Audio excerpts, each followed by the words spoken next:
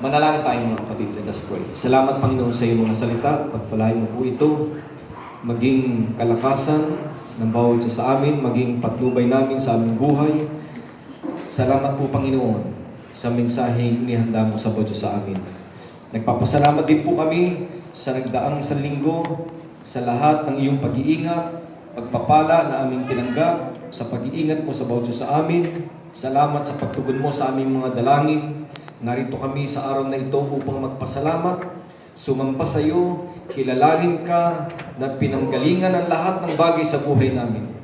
Narito kami upang ikaw ay sambahin sa Espiritu at katotohanan. Lukuban mo kami ng iyong banal na dugo at ng iyong banal na Espiritu upang ikaw ay malayang kumilos sa aming kalagitnaan. In Jesus' name we pray. Lahat magsabing Amen. Amen. Makakapuna po kayo mga kapatid.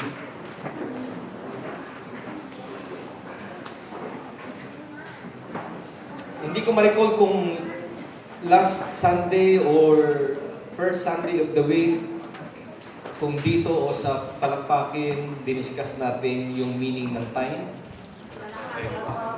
Palakpakin. Okay. Palakpakin. Time. Binanggit ko doon that time is just a concept devised or created by man based on his experiences. Kasi nararanasan natin, nauobserbahan natin. At dahil dito, nagkaroon tayo ng ganitong konsepto. Okay, nakita natin ang araw, lumulubog, then ito ay sisikat muli. Kaya nagkaroon tayo ng concept ng time because of that experience. Ay, nawala. At bukas, kinabukasan ay lumutang ulit. Okay. Nagkaroon tayo ng konsepto ng time because of linear events. Mga pangyayari, mga nagaganap sa araw-araw. Okay? So, kaninang umaga, hanggang ngayon, marami na hong nangyari.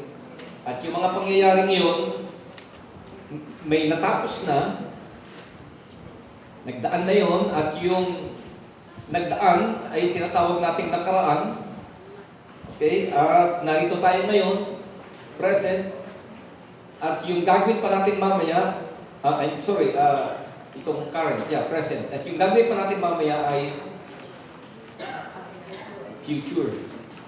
Okay? So, kaya tayo merong concept of time because of those linear events na nangyayari sa araw-araw. And we also conclude that time is life. Ang oras ay buhay. Time is life. Why? Bakit buhay ito? Kasi yung concept about time, you can only perceive it while you are alive. Habang buhay ka lang. Kaya tayo may konsepto ng time kasi buhay po tayo. Nakikita natin, na-experience natin, na-obserbahan natin. And biblically speaking, katulad sa binasa natin sa Job chapter 14 verse 5, anong sabi doon? Niligyan na tayo ng hangganan.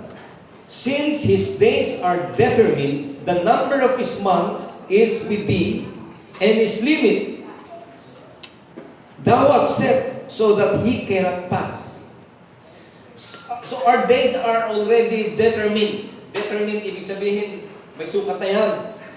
Hindi lang natin alam kung kailan. Masasabi natin kung kailan nagsimula. Katulad ko, August 18, 1971. So, nag-determine ko kung ano yung simula. Pero yung wakas, maaring December 25, 2078. Hindi natin alam, di ba? Or 2026. Naku, sana yun. Hindi natin masabi, di ba? Pero yung pagitan between 2 points from your birth to your death It is already determined. At ang sabi ng Bible, hindi mo pwedeng lampasan pag dumating yun. Now, may mga instances sa Bible na nakipag-bargain siya, then the Lord added another 15 years. Ang tawag doon ay extended life. Kung paikinggan ka ng Panginoon. Pero, kung itinakda na ng Diyos at hanggang doon na lang, kahit magmakaawa ka pa, kahit lumakla ka pa ng maraming gamot, kahit magpa-hospital ka pa, magpaalaga ka sa doktor, kung appointed na yung time mo at naroon ka na, hindi ka makakalampas. Hindi mo yan malalampasan.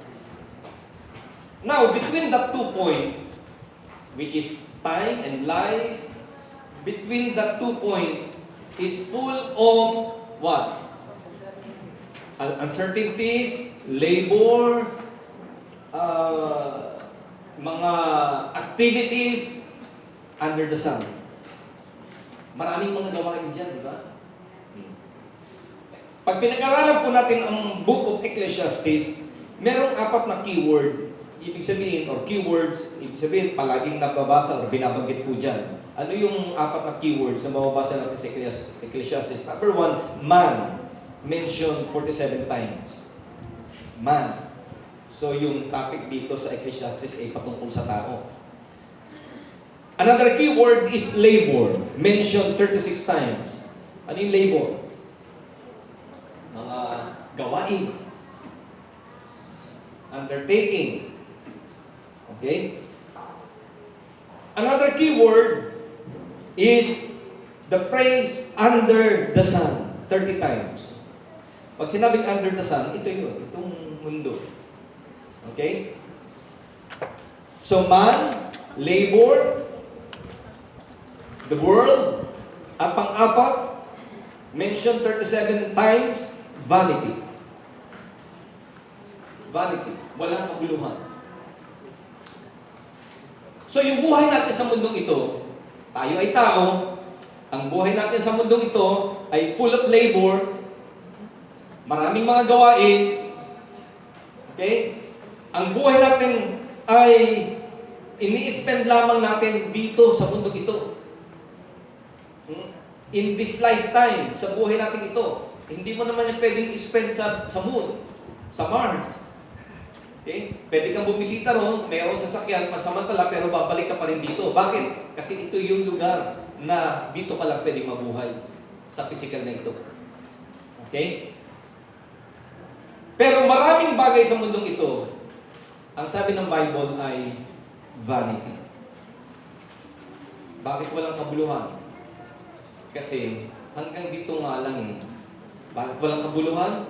Iiwan mo eh. Iiwan mo isang araw. Lahat ng naipon mo, pinagpagalan mo, lahat ng achievements mo, lahat ng bagay na ini-enjoy mo sa ngayon, time will come, iiwan natin at yan ay mawawala ng kabuluhan. So those are the 4 key words in the book of Ecclesiastes: man, labor, the earth, and all these things are vanity. Now, napakaraming gawain, di ba? Napakaraming mga pinagdadaanan natin. Merong mga masaya, merong hindi kasiyahan, meron namang malungkot. Merong mga accomplishment, may mga failures. Ano pa? May mga pagkalugi. Meron tumubo. Meron namang walang return. Okay, tanungin ko kayo, lahat ba ng ginawa ninyo ay nag-succeed? Lahat ba ng pinlano ninyo nangyari? Lahat ba ng bagay ay masaya? Pero meron din bang victory? Meron din bang pagpapala? So anong conclusion natin? Samot-sari, iba't iba, may maganda, may hindi kagandahan, at merong pangit. Tama? Kaya ito tatandaan po natin. Sa mundong ito, variety po ang buhay. Paiba-iba. In everything there is a season. Okay? Kung ano man meron ka ngayon na ini-enjoy mo, o kung ano man meron ka ngayon na ayaw mo, hindi yan permanente. Kaya sabihin mo sa katabi mo, this is not the end of the matter.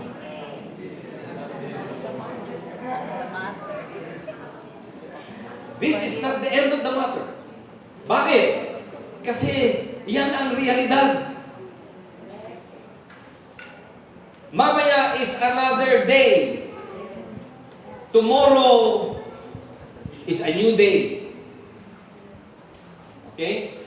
Yung ginawa natin ngayon, ginagawa natin ngayon, mamaya iba na naman yung gagawin natin. Yung ini-enjoy mo ngayon, bukas baka hindi mo yan ini-enjoy na. Okay? Because that is not the end of the matter.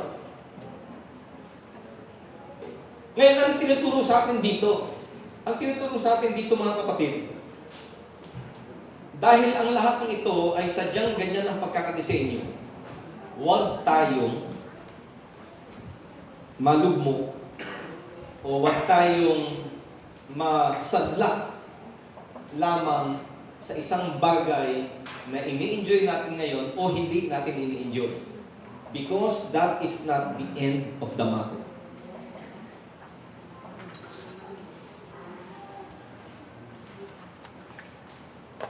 Alam nyo,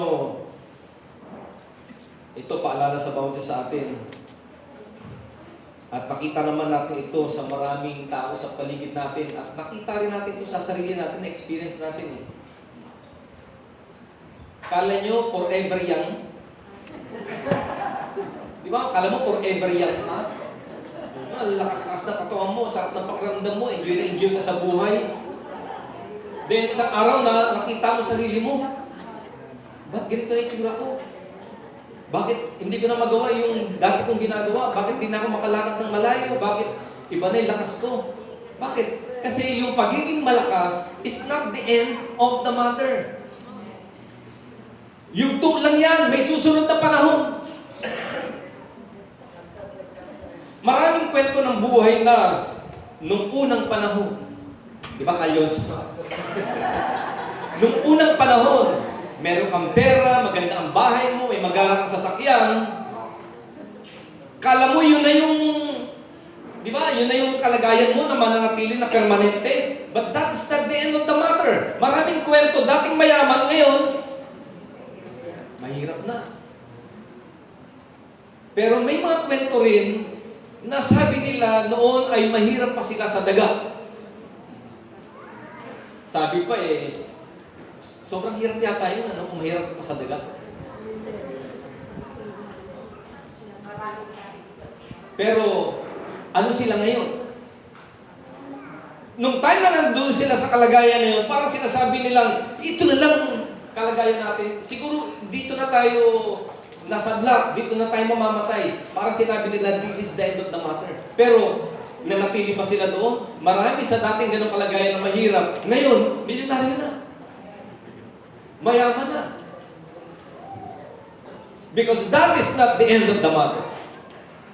Yung kaibigan po natin, si Brother June Pabro, Pastor June, ito, hindi ito kwento-kwento lang. Talagang kita namin sa Lisa kung ano yung bahay nila noon.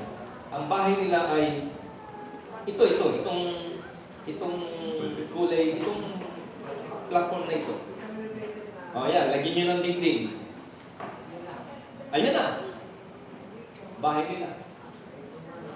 Maliit, mainit, walang ventilation.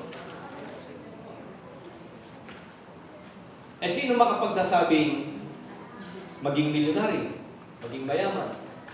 Okay. Kaya ito po tatandaan natin mga kapatid. Sa buhay na ito,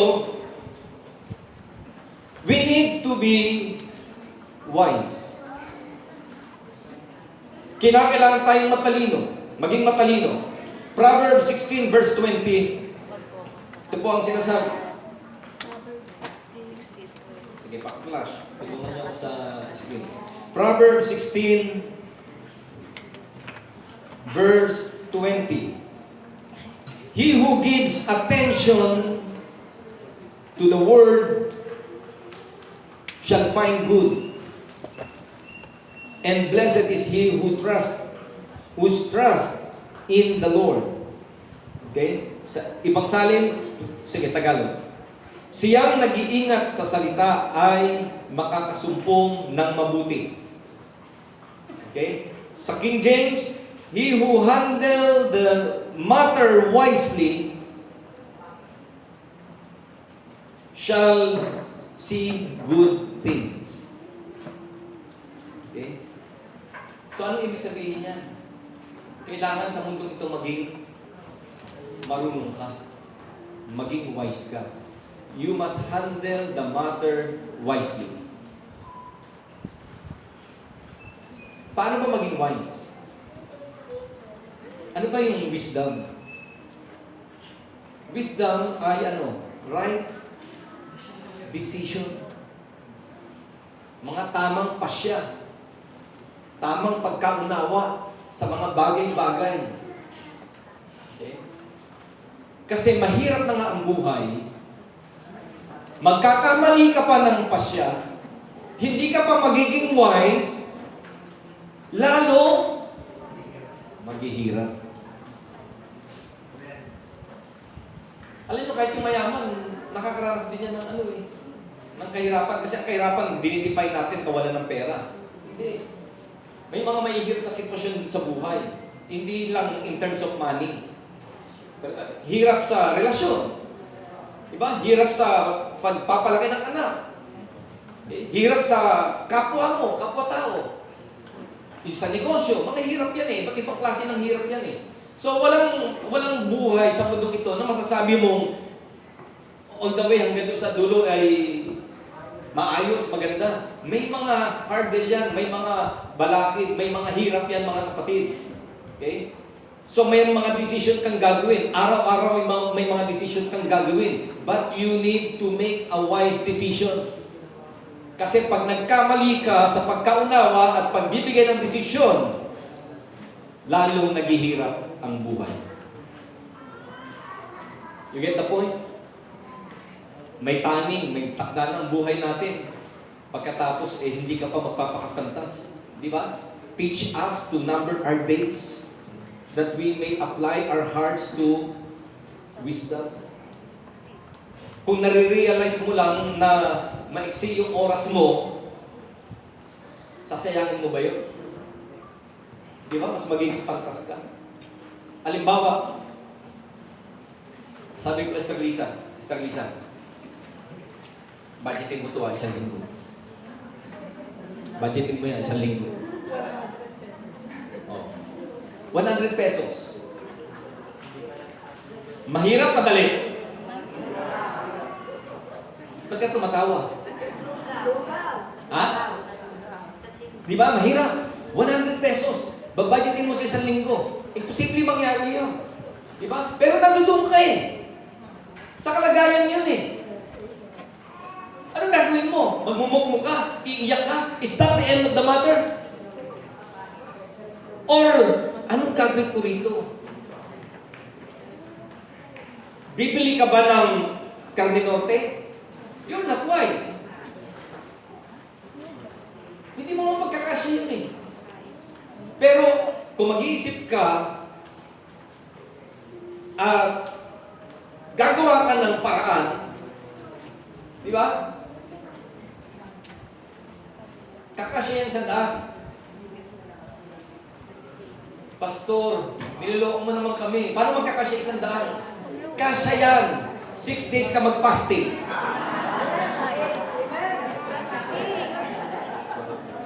6 days ka mag-fasting.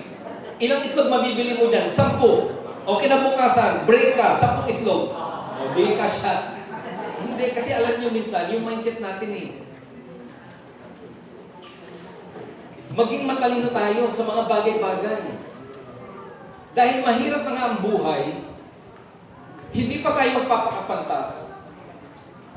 Hindi pa tayo gagawa ng tamang desisyon, lalong mahirap ang buhay. At ang totoo niyan mga kapatid, wala ka namang magagawa eh. Ang buhay ay nagpapatuloy eh. Hindi ka naman pwedeng magmukok sa isang sulok.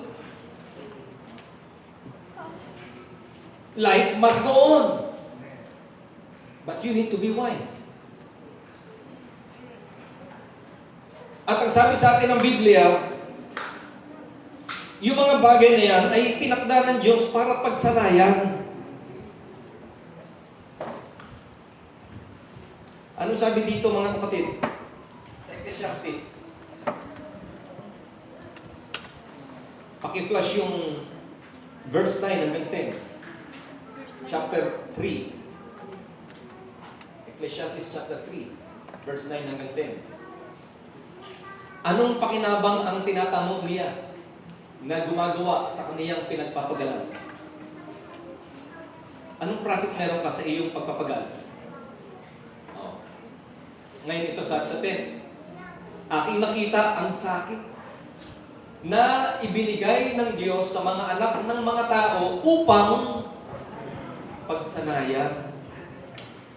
Talagang may sakit pala sa buhay. Sa lahat ng labor, sa lahat ng mga pagpapagal, sa araw-araw, sa lahat ng mga plano natin at mga gagawin natin, may kaakibat, may karugtong o may kakambalyan na sakit.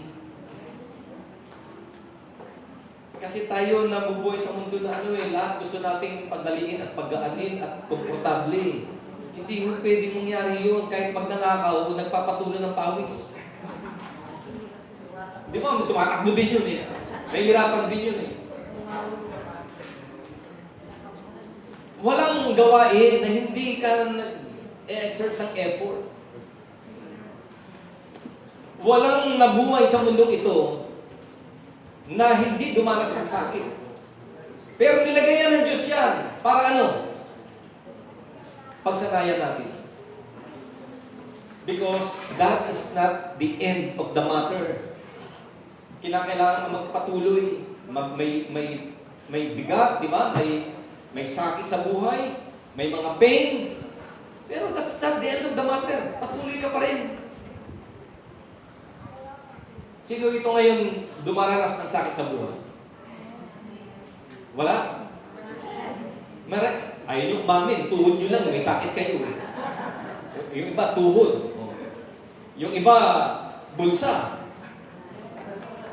Yung iba, sakit sa anak. Yung iba, sakit sa kanyang trabaho. Yung mga estudyante sa kanilang pag-aaral. Lahat tayo may sakit. Pero that's not the end of the matter. Life must continue. Life must go on. We need to press on. Banat-banat badjay. Di ba? Kailangan tuloy-tuloy eh. Makakarating din tayo sa dulo. Okay. What is important is your desire. Ang mahalaga sa buhay na ito, meron kang desire. Bakit? Ang sabi ng Bible, sa Proverbs chapter 13 verse 12, desire is like a tree of life. Oh. Ano sabi dyan? 13 verse 12. Mamaya tayo pumunta sa pag-asa. Doon tayo sa huling bahagi. Ngunit pagka ang nasa ay dumarating, ay punong kahoy ng buhay. Alam nyo, hanggat ang tao mayroong desire, that will keep him going. Pero pag yung desire kasi nawala, wala na eh. Kaya nga yung may mga tao di ba na yung na siya, yung unwilling to survive. Wala nang gana sa buhay. Tinatamad na, wala nang lakas. Wala na eh. Hopeless na. Wala nang desire. Pag yun nawala, that's the end of the matter. Pero kapag yung desire ay naroon, yan yung nagtutulak sa tao para gumawa eh. Ba't mo ginagawa ang isang bagay? Meron kang desire eh. Meron kang nasa. Meron kang gusto na mangyari. Meron kang gustong maabot. Meron kang gustong ma-achieve. And that is desire. Hindi ho masamang mag-desire. Okay? Huwag tayong masyadong panatiko. Hindi ho masamang mag-desire. Kasi yung desire na yan, very general yan. Sa lahat ng bagay, applicable yan. Pati yung paglilingkod sa Panginoon, di ba? Yung mga plano mo sa pamilya mo, sa pag-aaral, sa future, yung mga bagay na gusto mong ma-achieve, makamit. Desire yan eh. Pero pag nawala yan, mga kapatid,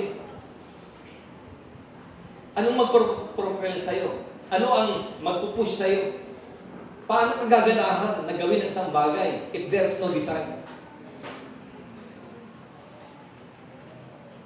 So, ano yung mahalaga sa buhay natin habang narito tayo? Maging wise po tayo. Habang narito tayo sa mundong ito, tayo po ay magkaroon ng desire sa buhay natin, sa mga bagay-bagay na ginagawa natin, iniisip o pinaplano natin. Okay? Kasunod, mahalaga sa buhay na ito ay huwag mawala ang pag-asa. Hope. Bakit? Ano ba ang hope? Ang hope kasi, nilagay yan dyan para meron kang lakas na abutin yung future. Kasi ang hope is futuristic. Ang hope ay futuristic. Meron kang inaasahan. Kasi pag dumating na yan, hindi na yan hope. Di ba? Yung sabi ng Biblia, yung bagay na inaasahan mo, futuristic yan. Inaasahan mo. Pero pag ang hope ay dumating, reality na yun. Okay? So bakit yan nagpapatuloy? Kasi meron kang sa unahan mo na inaabot. Anong hope mo for the future, Brother Ace? Gusto mong maging? Anong gusto mong maging? Gusto mong maging? Engineer po. Engineer? Ano ba engineer ka na? Engineer ka na, gusto mo maging engineer? Ha? Gusto niya yung talagang sa field na siya nung pinaplano talaga niya na field. Okay? Ikaw, brother,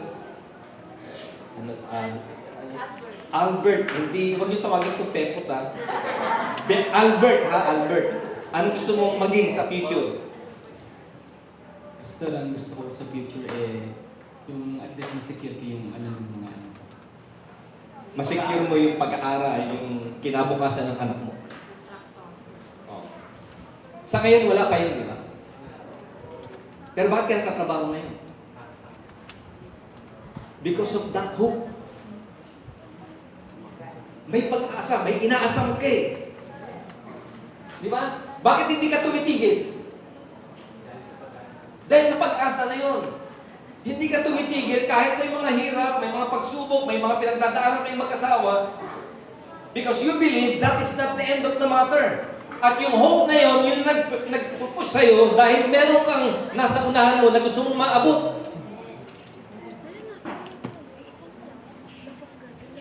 Kaya tayo mga mananampalataya, mga kapatid, hindi tayo dapat humantong o magkaroon ng damdamin. Huwag lumabas sa bibig natin yung salitang hopeless. Hindi yan lingwahe. Hindi yan sa Diyos. Dahil walang hopeless situation sa anak ng Diyos.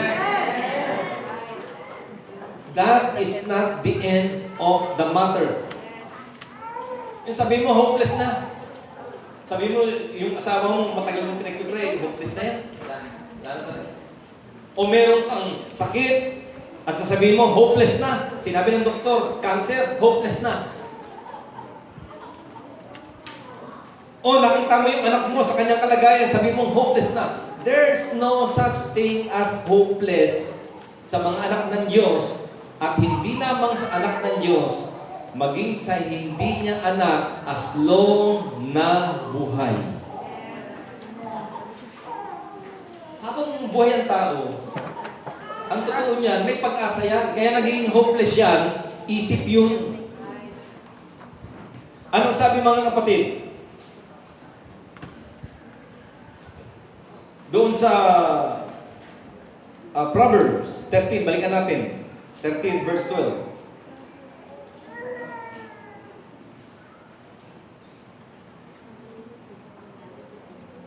I'm sorry.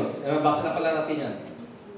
Yung pag-asa. Ang pag-asa na nagluluwat ay nagpapasakit, nagpapasakit ng puso. Pag yung pag-asa daw nawala, anong dala? Sakit ng puso. Sa Ecclesiastes 9:4, anong meron sa pag-asa? Ecclesiastes 9:4. Sapagkat sa kaniya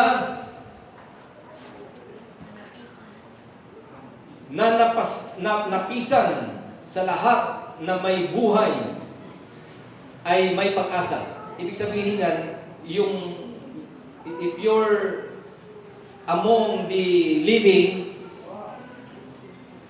there is hope. Sa madaling salita, kapag ang tao buhay, mayroong pag-asa.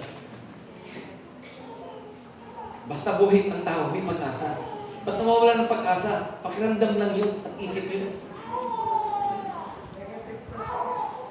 Sapagkat ang buhay na aso ay maigi kaysa patay na yun. Basta buhay ka, meron kang pag-asa. Kung meron ka man pinagdadaanan ngayon,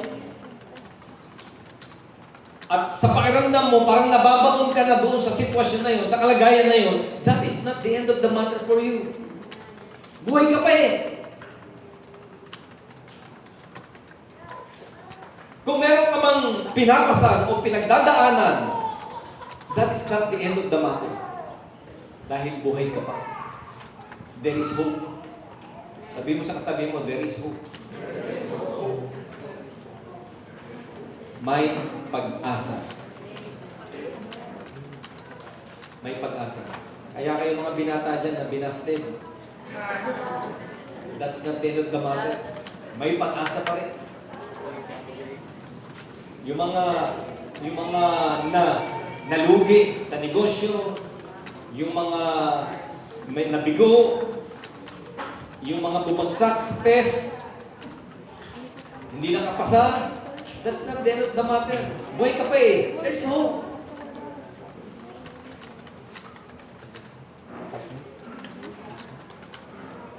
At kahit pa ikaw ay mamatay, I'm talking on referring to righteous people or Christians. Kahit pa nga namatay, ang isang matuwid, may pag-asa pa rin. Anong sabi sa atin ng Proverbs 14:32?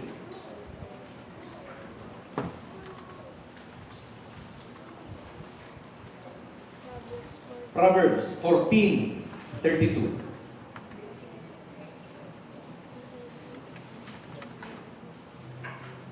Ang masama ay manahagis sa kanyang masamang gawa.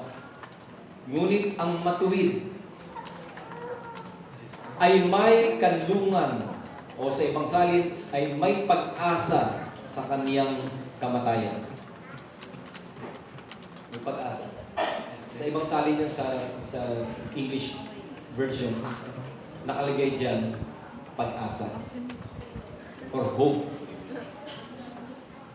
Bakit mayroong hope yung mga namatay? Bakit? We're looking for that blessed hope. Diba? The glorious appearing of our great God and Savior. Bakit meron tayong pag-asa? There is a resurrection of the dead. May muling pagkabuhay sa mga patay. Kaya tayo, hindi tayo nawawala ng pag-asa. Buhay man tayo o mamatay man tayo, there is hope Because our faith and our future ay naka-anchor doon sa ating Panginoon, and because He lives, meron tayong pag-asa na hindi kailanman mamamatay o mawawala. Kaya tandaan po natin mga kapatid kung gaano kadakilang bagay yun nasa atin. Tandaan po natin kung gaano kalaking pribilehiyo, pagkakataon ang binigay sa atin ng ating Panginoong Diyos. Yes, life in this world is full of uncertainties, pain, and labor. Pero salamat sa Panginoon sapagkat anuman ang pinagdadaanan natin dito ay temporary lamang, hindi yan ang wakas ng mga bagay. Kung hindi, yan ay pansamantala lamang at ang Panginoon ay patuloy tayong aakayin, bubuhatin, bibigyan ng lakas upang makapagpatuloy. At habang tayo na sa Kanya, mga kapatid, ay hindi po tayo mawawalan ng pag-asa sapagkat ang ating pananampalataya ay naka-anchor sa ating Panginoon. So that is not the end of the matter. There is hope in Christ. I would like to bring your attention dito sa Hebrews chapter 6.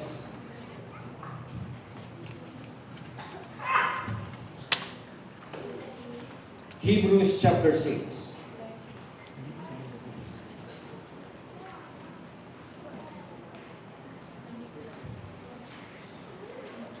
Verse 17 hanggang 20.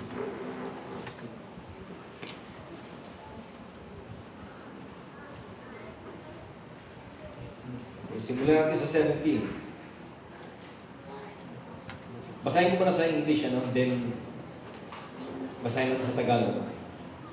For men swear by one greater than themselves. 17. In the same way, God, desiring even more to show to the heirs of the promise the unchangeableness of His purpose, interposed with an oath, in order that by two unchangeable things, in which it is impossible for God to lie, we may have a strong encouragement.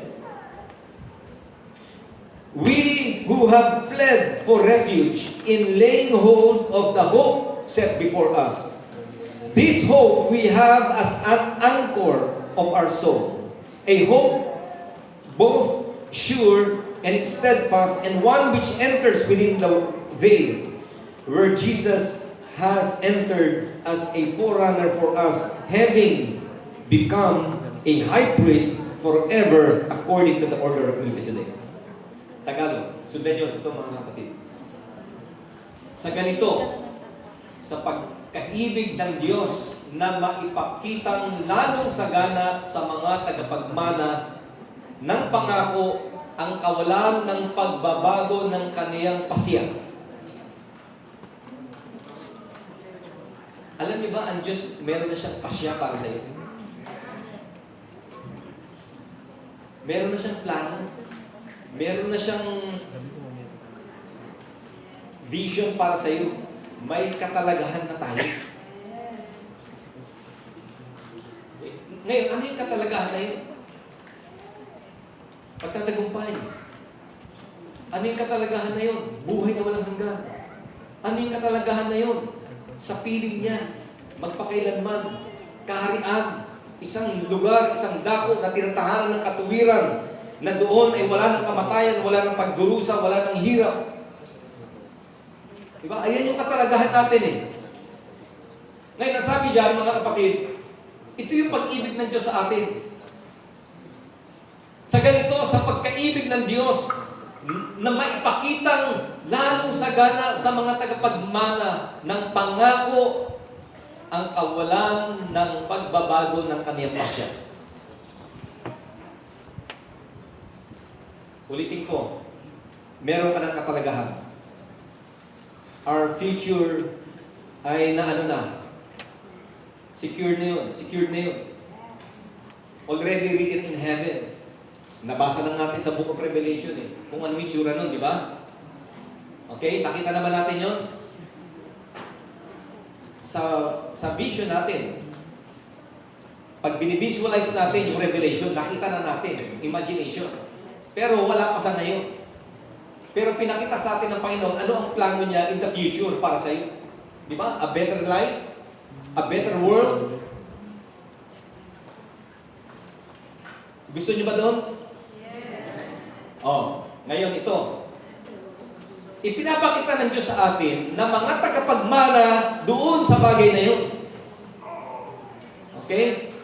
Yung kanyang pangako na ito ay kanya nang pinagpasyahan at ito ay hindi nagbabago. Take note, hindi nagbabago. Ibig sabihin, forever settled in heaven. It's fixed already. Ayos na. Pero wala pa tayo doon. Ngayon, narito tayo. Narito tayo sa mundo. Sa tingin ninyo, mababago yun dahil sa mga pinagdadaanan natin dito? Ha? Pero minsan nagsasalita tayo, Panginoon, kala ko ba? Panginoon, bakit ganito? Why, Lord? Bakit ako nasadlak sa ganito, Panginoon? Bakit ganito yung nararamdaman ko, yung pinagdadaanan ko? Mga kapatid, kasi hindi naman yan ang end. We're just passing through. Pero yung pinagpasyahan na ng Diyos doon sa kabilang buhay para sa iyo, hindi yun nagbabago. Okay? Verse 18, upang sa dalawang bagay na di mababago, na di maaaring ang Diyos ay magbulaan, ay mga karoon tayo ng isang matibay na kasiglahan. Tayong nagsitakas na sumakanlong upang mangapit sa pag-asang nalalagay sa ating unahan. Ang ganda, di ba? Merong dalawang bagay na di mababago. Ano daw yun? Yun nandun sa verse 17. Yung kanyang pinagpasyahan at yung kanyang isinumpa. Hindi sumpa na curse, ha? Yung kanyang oath, yung kanyang pangako. Pinasyahan niya, pinangako pa. Ang ibig sabihin nun, mga kapatid, ay talagang committed siya na kanyang gagawin. At yung dalawang bagay na ito, pasya and oath, ay hindi daw mababago. Okay? Hindi mababago. Itong dalawang ito ay di mababago dahil ang Diyos ay hindi nagsisinungaling. Hindi nagsisinungaling ang Diyos. Hindi siya magbubulaan. Papatay-patay. Okay? Hindi siya magbubulaan. Okay? Upang magkaroon tayo ng isang matibay na kasiglahan. Alam niyo, yan kailangan natin. Because this is not the end of the matter in this world, dapat hindi mawala sa iyo yung sigla. Bakit? Sinong hindi sisigla kung alam mo yung pupuntahan mo ay maganda?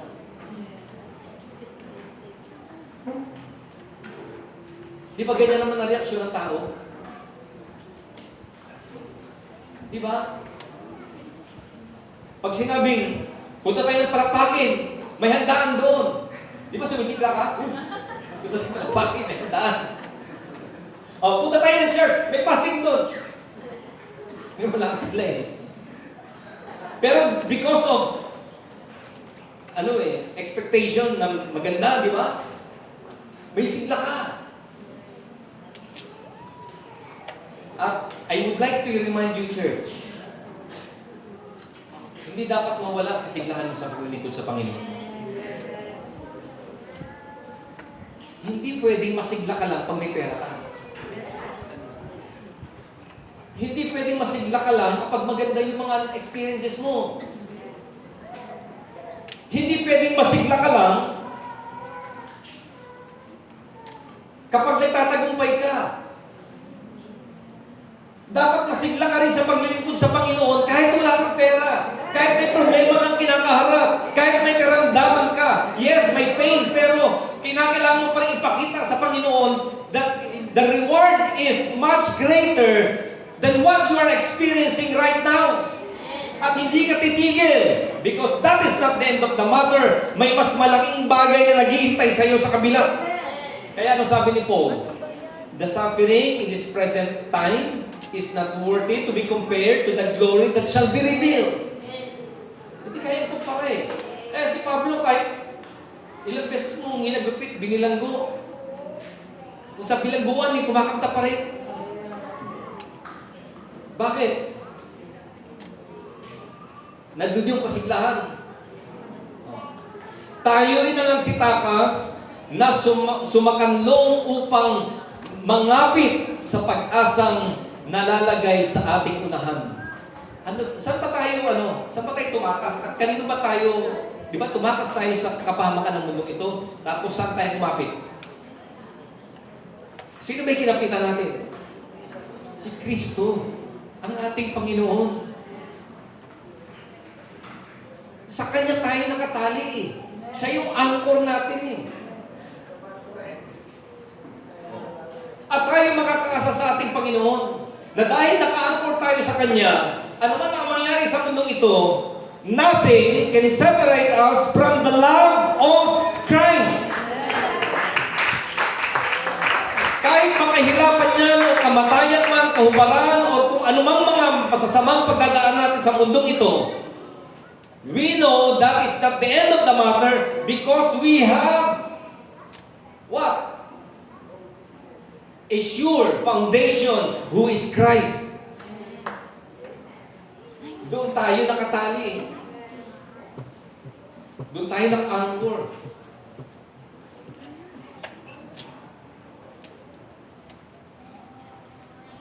Ang sabi ng Bible, sumpain ang tao na nagtitiwala sa tao. Sabi nila si Kristo'y tao lang. He is not just a man. Yes. Hindi siya tao lang. Ang Panginoon natin ay Spirit. He conquered death. Napagtagumpayan niya ang kamatayan. Pinukso siya sa lahat ng uri ng pagtukso. Pero hindi siya nagapi ng kasalanan ng tukso. Anong sabi ng Panginoon? Lahat ng bagay na hilingin ninyo sa aking pangalan ay gagawin ko sa inyo. At walang bagay na imposible sa ating Panginoon. Subok na natin yan mga kapatid. Maraming beses tayo nag-pray, humiling. Diba? Tinugot tayo ng ating Panginoon. Hindi niya tayo pinagkulang, hindi niya tayo iniwan mga kapatid. Why? Dahil naka-anchor tayo sa isang tiyak, sa isang maaasahan, subok na matibay, subok na matatag, na kailanman hindi tayo bibiguin. Ano sabi diyan? Takas tayo. At kumanlong tayo. Kanino? Sa ating Panginoon. At mangapit sa pag-asang nalalagay sa ating unahan. Siya yun eh, sa unahan natin. Kaya nga, looking unto Jesus is the author and finisher of our faith. Ano sabi sa 19? Na ating inaring tulad sa sinipete. Hindi sinipete, angkor. Sinipete. Angkor yan sa English. Na ating inaring tulad. Ang lalim naman ito, Tagalog nito. Ngayon pa lang sinipete. Ng kaluluwa. Isang pag-asa na matibay at matatag at pumapasok sa nasa loob ng tabing. Ano ba yung anchor? Para sa inyo anchor? Yung anchor, ay ito pala si captain, no? Anchor, sir, di ba? Binabagsak yung sa barko. Para saan po, captain yung anchor?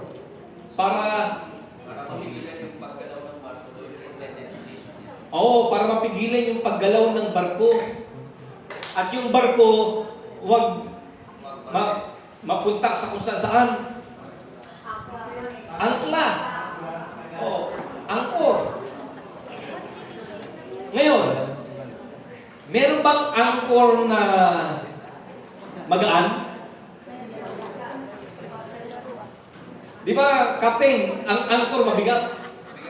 Tapos merong kalawit.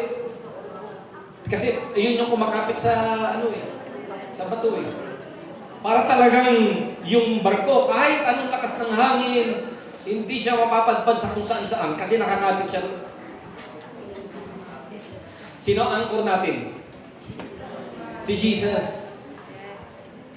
At habang nakakapit ka sa Kanya, nakatali ka sa Kanya, kahit gaano pa kalakas ang unos ng buhay, kahit gaano pa katindi ang pagdaanan mo sa mundong ito, kung ang buhay mo nakaangkor sa ating Panginoon, kailanman ay hindi ka maliligaw, kailanman ay hindi ka magagabi, kailanman ay hindi ka mapapadpad sa kung saan, dahil nakaangkor ang buhay mo sa ating Panginoon.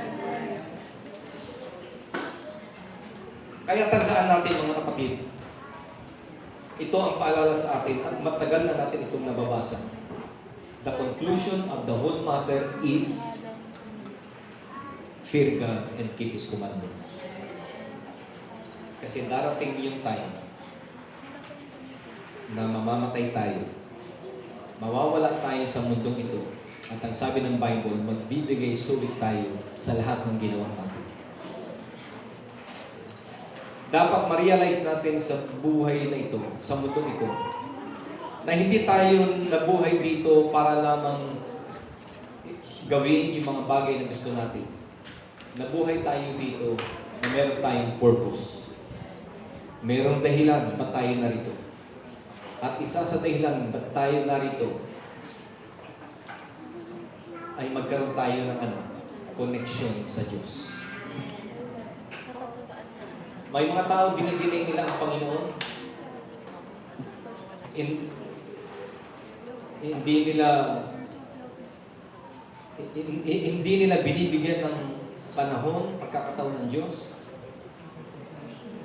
Alam niyo bang hindi tayo makatakas sa isang katotohanan na mayroong Diyos at isang araw haharap ka sa Kanya.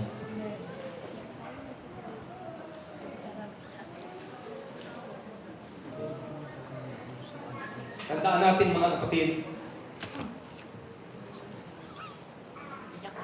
nilagay ng Diyos sa atin yung nature, yung kalikasan, na kahit sabihin mo hindi mo narinig ang salita ng Diyos o hindi nakarating sa iyo ang Ebanghelyo, hindi ka makatakas. Alam niyo bakit? Dahil ang source ng truth,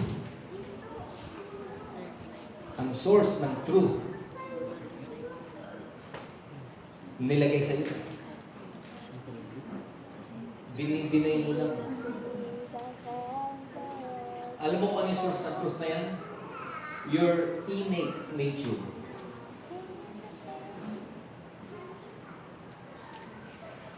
Innate nature. Dito ako magtatapos. 3 bagay nilagay ng Diyos sa iyo. Number 1 is your sense perception. Sense perception. Your senses. Your senses will tell you what is truth.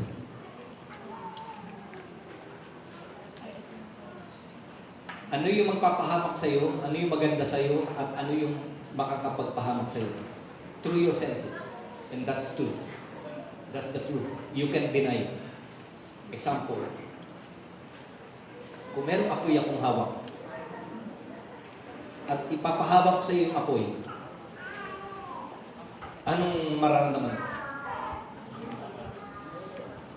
Alam ba, meron akong hawak na gasera. Hawakan mo yung apoy. Anong mararamdaman mo? Di ba, aaray ka, masakit, nakakapaso. Sense yun. Nape-perceive mo, nararamdaman mo. Mabuti ba yun sa'yo? O masama? May nakita ka na bang tao na, ang sarap ng apoy, ang sarap ng apoy? May nakita ka bang gano'n? Wala. And that's the truth. It will not lie. Makakapagpahabol sa'yo yan. Diba? Hindi mo yan matatakasan. Truth yan eh. Pagkain na masarap. Diba? Sense yan eh. Pag tinikman mo, sarap. Diba?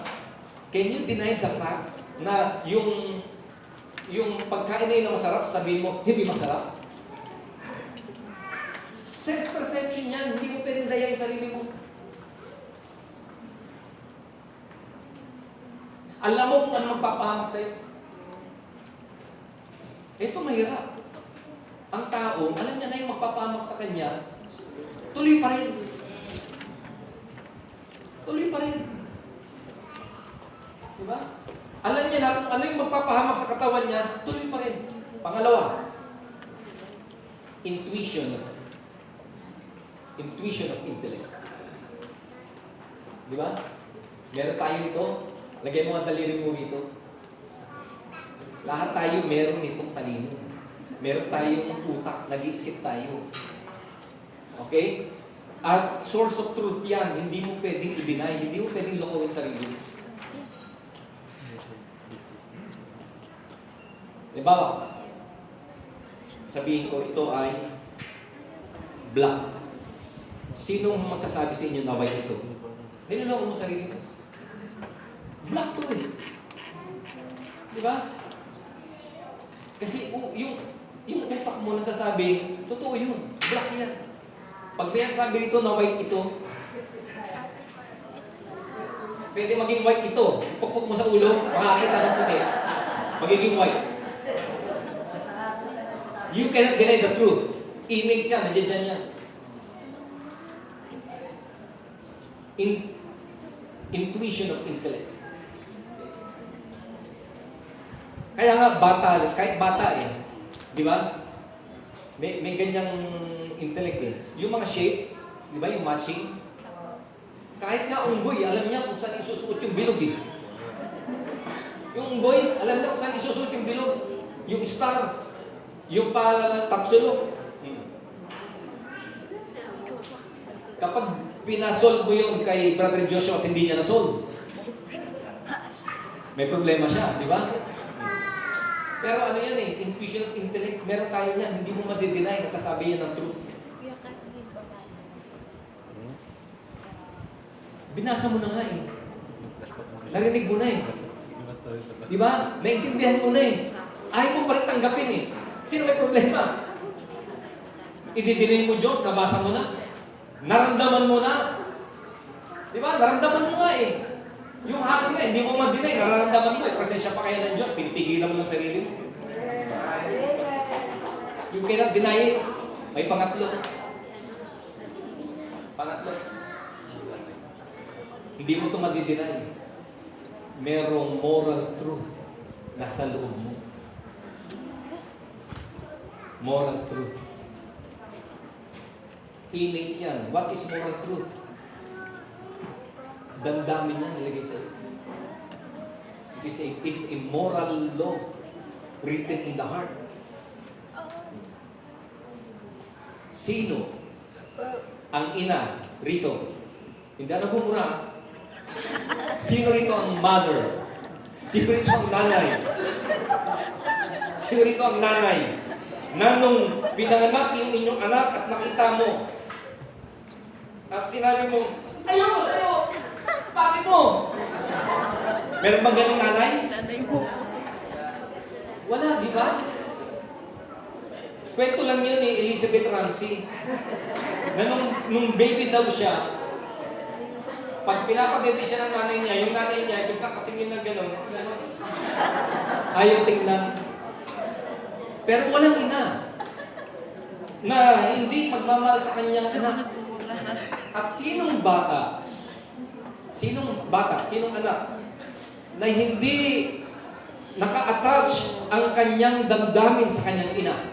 Sino? Bata, baby. Di ba ano yan? Laging iyakos, laging yakap. Dependent masyado. Bakit? Innate yan eh. And that's what we call attribute of love. Innate yan. Truth yan, nariyan yan. Hindi mo yan madi-deny.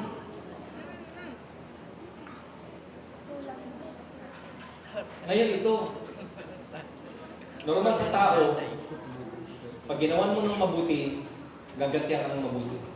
Pag pinagdamahan mo ng pagmamahal, gagantihan ka ng pagmamahal. Tama? Ayan yan eh. Nandiyan yan, innate yan. Nabasa na natin pag-ibig ng Diyos eh. Diba? Kung paano tayo minahal, tapos manhid ka pa rin. Wala kang nararamdaman. Nakita mo kung gaano tayo minahal ng Panginoon through nature, binigay niya lahat. So wala kang nararamdaman, hindi ka nag-iisip, saan galing ito? Makakatakas ka kaya? Hindi. Kaya tandaan natin mga kapatid, sa buhay na ito, sa mundong ito, may mga bagay na hindi lamang dapat sa mundong ito ang iniisip mo. Dapat mag-isip ka ng mga bagay na ukol doon. Kasi hindi tayo mananatili dito. This is not the end of the matter. Fear God and keep His commandment kasi isang araw haharap ka sa Kanya at magbibigay sulit sa lahat ng iyong ginawa. Maging ito man ay mabuti o ito'y masama. Tayong lahat ay tumayo.